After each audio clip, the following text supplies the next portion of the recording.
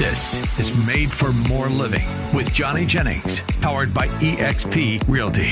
Online at madeformoreliving.com. So we're going to cover the top 5 biggest mistakes sellers make when selling a home. But before that, Matt, I got this crazy story about a transaction. It's actually closing today that took place. I'll leave the city out of it, but this home seller, like many home sellers, are looking to retire and move out of state. Mm-hmm. He needs to make a certain amount of money, and so we're walking him through the process. So we get the well inspection done, we get the home inspection, the roof inspection. We're doing all these pre-inspections. We have the stager out there. We're getting the house ready. He's got this massive shop, and we remove virtually a lot of the belongings in the shop, one for security reasons and another for just to show how big the shop really is without all the gators and the motorcycles and all the stuff, you know? And we're thinking, man, I don't know if we're going to be able to, if the numbers are going to work for him, because there were a couple of unknowns. Like we weren't sure how much the well was. So really you were saying this is what we should price the home at. Yeah. And he was saying it was probably too low for what he wanted in order to move out of state to purchase his next home. Well, he told me what he needed, right? And so I think we can definitely get you that. But what you want, I'm not exactly sure if we're going to be able to touch that. So he needed a certain price, but he wanted another price as well. Yeah. Okay. Most people have that. Like, sure. You know, hey, here's my sell it now. I'll freaking pack up and walk out the door right now. I'll leave everything. Right. You know, if you give me X, but if you're going to give me a lower price, I need time. You know, right. That's my bottom line. And so we put on the market, and boom, tons of activity. And we're like, okay, this is good. This is good. The marketing's working. He's getting some exposure. And he had an ADU. It's like a mother-in-law unit type of a thing, right? Detached? Detached. And he had a tenant in there, and she had dogs. And when I met with him originally, I'm like, is there a lease? He's like, yeah, there's a lease. Okay, great. Is it like, what's the terms? Oh, it's fine. She'll leave anytime, you know? And it's his mother-in-law. And so as soon as we went live, she changed. The tenant changed. Oh, wow. She would not let people in. She was very rough caustic to work with. Like we were not dealing with her. It was the homeowner dealing with her because it was his tenant. And she said she wouldn't. And then the lease. She said she wouldn't open the house for people to come look at it. Yeah. And if she was, it was like a super narrow window of time, point of time, because she had the dogs and she had to work. And I kind of get where she's coming from, but at the same time, it's like, you know, the house is being sold. And so then at this point, we're like, okay, great. This is where we messed up, honestly. I shouldn't have taken his word for it, and I should have gotten the lease when I took the listing. So I knew exactly what we were dealing with.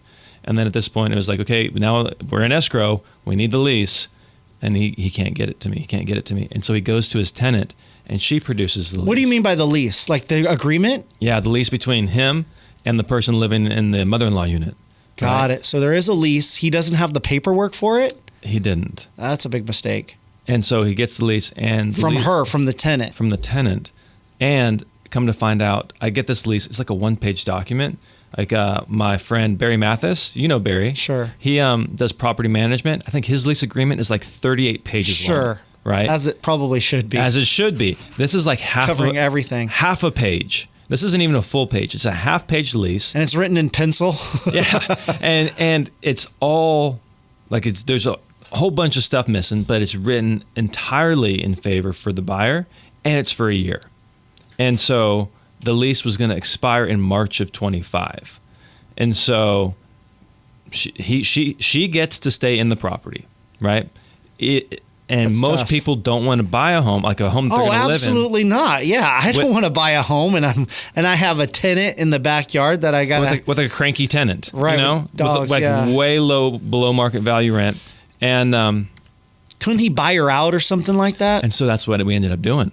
Is we said, hey, you know what? Let's give her. And so actually, the buyer, there was a bidding war. The buyer actually said, hey, we will offer. I can't remember if it was $5,000 or $10,000. We'll actually pay your tenant $10,000 to leave. And the tenant said no. And we're like, what? Like, are you kidding right now? Like, you're going to leave anyways in like 7 months. Yeah. Like, why don't you want the $10,000? And she's like, no, I'm not leaving. And so then the buyer, now the seller says, hey, I'll kick in an additional $5,000. So it got up to like 15 or 20 grand that they were willing to give her just to leave. Right. Wow. And she wouldn't take it. And so then the buyer, the whole point of the story is like when a buyer really wants something and a seller really wants something, they will figure it out. And so the buyer's like, okay, forget it. I will, we're not going to pay her any money. She can live there until her lease expires, and then I'm not going to renew the lease. Wow. And so she didn't get any money then. So she didn't get any money. And what they ended up doing was they ended up dropping the price of the home significantly. It was more than $20,000, but the buyer was willing to take that haircut. The seller was willing to take that haircut for the certainty of the sale, and that was worth it to the buyer then to save some money. Yeah. In the long run. And so long story short, this cranky lady didn't get any money, and now she's got to move out, in March anyways. Yeah. So, or she could have been up 15 to 20 grand. I mean, they probably would have given her more money, right? If she would have said, "Hey, this is my number," they probably would have done it. But it's tough for people. I would assume she's upper in age. Was she probably in her 60s or something? Oh, absolutely not. Oh, she was younger, huh? Probably in her 30s. Oh, wow. What a bonehead mistake. Oh, my gosh. Yeah. I'm sure she could have used that money for sure. Yeah. What was she thinking? I have no idea. Maybe she was holding out to try to get more money. Anyways, we don't got a lot of time. So share with us the 5 big mistakes that sellers make. So there are 5 mistakes. One, sellers focus on them. Hey, this is my house. This is I raised my family here. I've done all this to this home. I fixed this up. I've repaired this. You're not thinking about who's going to purchase the home from you. Like, you want to make it as appealing as possible to the buyer, so they're willing to pay you as much money as possible. So think about the buyer. Don't think about what you want. Think about, what does my buyer want and how can I get it to them? So you want to think about that. The second one is believing your house is the exception to the rule. Everybody laughs about this. Everybody knows this. My house is special.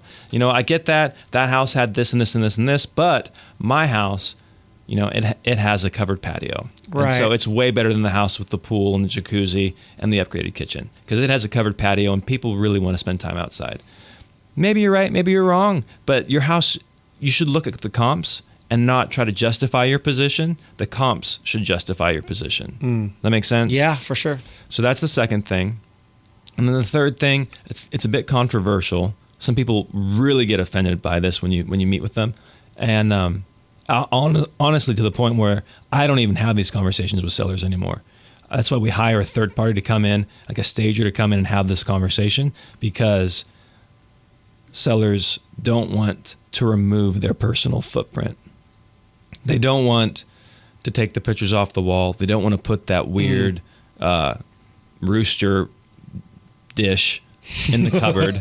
They just don't want to remove their personal footprint.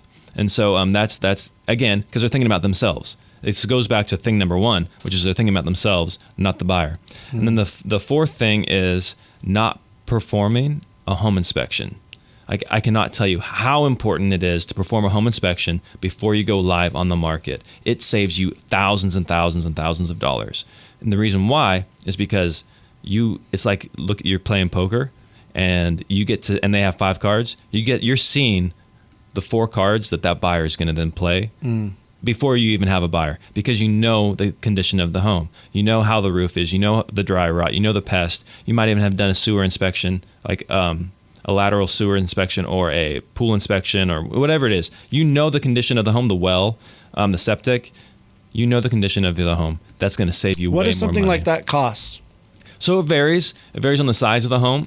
But typically you're looking somewhere between $700 and $900 to do all of it. So you're paying $700 and $900 to maybe save you $5,000, $10,000, $15,000. If you were to pay me $700 and I give you $5,000, would you be open to that? Right. All day long. And so not performing that inspection. And the last thing is, again, thinking about yourself rather than with the buyer, and believing that the buyer is going to see the value that you see in the home. They're going to see that the home is as special as you perceive the home. And some of them may, but that's not the case in general. They might not like that green wall, that lime green wall. They might not like, the way the house smells of cats. Cool. So for those tips and more, and for more information on if someone's interested in selling their home and they would love your advice and your personal, expertise and guiding them through that, what do they do? Yeah, they can totally reach out anytime. Just Google Made for More Realty. Just Google Made for More Realty. You'll see our reviews, most Google reviewed team in the area. Or if you just want to pick up the phone and give us a call, you can do that. Just call 530-GET-MORE. That's 530-GET-MORE.